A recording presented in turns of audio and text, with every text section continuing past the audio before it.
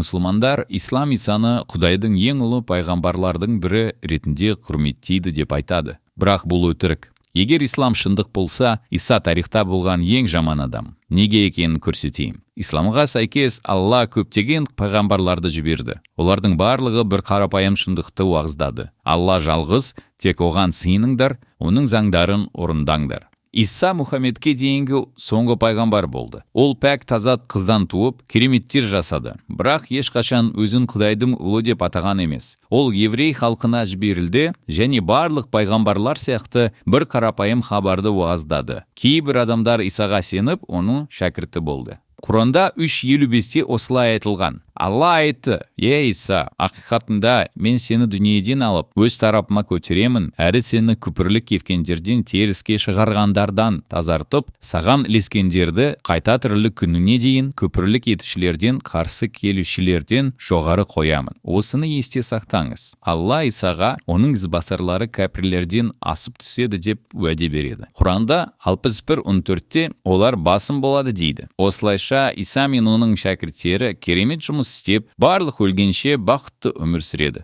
Жоқ, олай болмады. Иса мен Мұхаммед арасында өткен 5 ғасырдың ішінде мұсылмандар ешкімді Алланың шынайы ізбасары деп атай алмады. Еврейлер нағыз пайғамбар Исаны қабылдамай кетті. Ортодоксалды мәсіхшілер Исаға табынады. Ортодокс емес мәсіхшілер әлемнің жаратушысын зұлым деп атап, қалғандарының барлығы 500 жылдан астам уақыт бойы көптеген құдайларға сенген политеистер. Аллаға деген шынайы сенім жер бетінен жоғалады. Бірақ керісінше бұл кезең Исаға Құдай ретінде табынатын мәсіхшілердің күлт өркендеуімен танымау. Бұл қалай болды? Бұл кімнің кінәсі? Иса заманына оралайық. Құрандағы 4:157-ге сәйкес Иса айқыш-ағашқа тек шегелгендей болып көрінді. Оның жаулары оны өлтірді деп ойлады, бірақ олар алданып қалды. Сонымен қазір бізде екі бәсекелес оқиға бар. Иса өзінің айқышқа шегеленбегенін біледі, бірақ оның жаулары оны айқышқа шегеледік дейді. Алла Иса мен оның ізбасарларын көтереді. Дұрыс па? Жоқ, дұрыс емес. Барлық тарихи деректерде 1 ғасырда Иса туралы бірдеңе білетіндердің бәрі оны айқышқа шегеленген деп есептегені жайлы айтады. Оның ішінде оның ізбасарлары да бар. Иса тірі болғанына қарамастан, ол қандай да бір жолмен жағдайды түсіндіре алмады.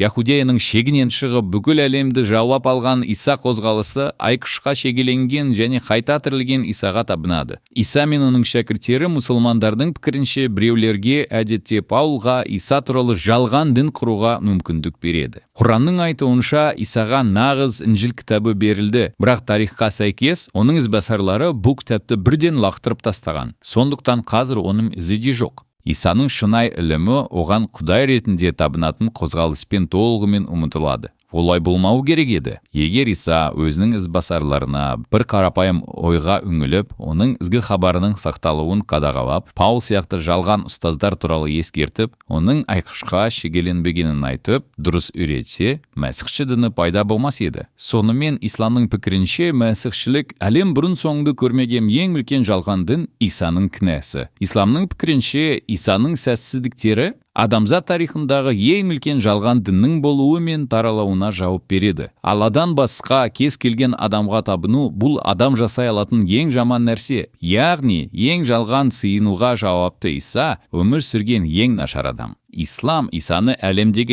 ең жаман адам ретінде осылай құрметтейді. Егер бұл сізге сәл мүмкін емес деп болып көрінсе, онда бұл Құранда 5:116-да айтылған. Сол уақытта Алла: «Эй Мәриям ұлы Иса, адамдарға Алланы қойып, мені әрі анамды екі тәңір етіп алыңдар деп сен айттың ба?» дейді. Әй Алла, сені пәктеймін. Тиісті болмаған нәрсені айту маған жараспайды. Егер деген болсам, сонда сен оны анық білесің. Бұл көріністі елестетіп көріңіз. Иса 2000 жыл бойы аспанда болды. Күн сайын ол Аллаға емес миллиардтаған адамдардың оған табынуын көріп отырды. Қандай ыңғайсыздық. Ұят, Аллаға құрмет көрсетілмейді. Оның қиындықтары бар. Ол бастықтың кеңсесіне шақырылып, жауапқа шақырылады. Сен не істедің? Иса, Алла ашулы. Неліктен 3 миллиард адам маған емес саған табынады? Исаның жауап беретін ештеңесі жоқ. Пайғамбар бәрін қалай білдіруі мүмкін? Сондықтан, егер сіз мұсылман болсаңыз, Исаны құрметтеймін деп айтпаңыз. Жоқ, сіз оны ұятқа қалдырасыз. Егер Иса тек пайғамбар болса, онда ол Алланың ісіне адамзат тарихындағы басқаларға қарағанда көбірек зиян келтірді. Шайтан Исаның жалған көпірлік қызметке шабыт беру қабілетін қайталауды ғана армандай алады. Бақытымызға орай жақсы жаңалық бар. Исламдық Иса ешқашан болған емес. Иса Мәсіхтің ізбасарлары оны айқышқа шегеленген деп санайды. Өйткені ол шынымен айқышқа шегеленген.